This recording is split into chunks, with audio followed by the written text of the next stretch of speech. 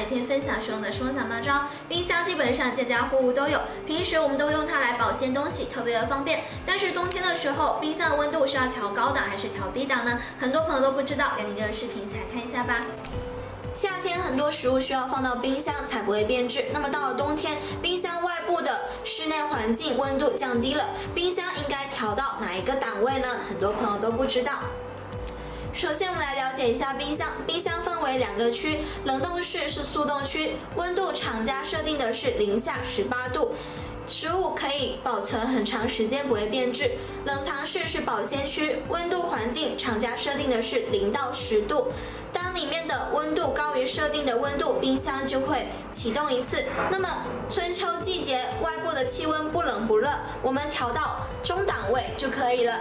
这样子呢，就可以有效的节能了。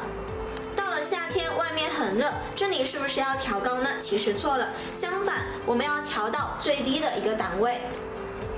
因为冰箱在很热的外部环境下，为了维持这里面的温度，压缩机就会持续不断的启动运行。如果我们调到高档，虽然冷冻室的温度比零下18度还要低，但却造成了电能的浪费，缩短了冰箱的使用寿命。所以夏天的时候，正确的做法呢是要把它的档位调低。到了冬天，天气很冷，档位是不是也可以调得低一些呢？其实冬天档位我们反而要调到高的位置。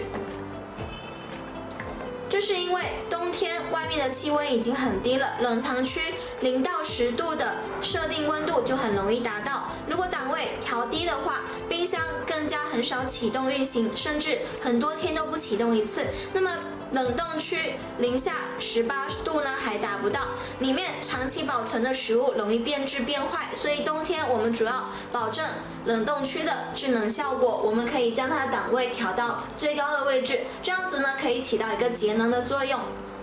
现在大家都知道冬天冰箱是要调高档还是调低档了吧？做对了，省电又制冷，你也赶快试一试。学会的话，可以把转发分享出去，这样帮更多人。我每天都有使用的生小妙招分享，我们下期再见，拜拜。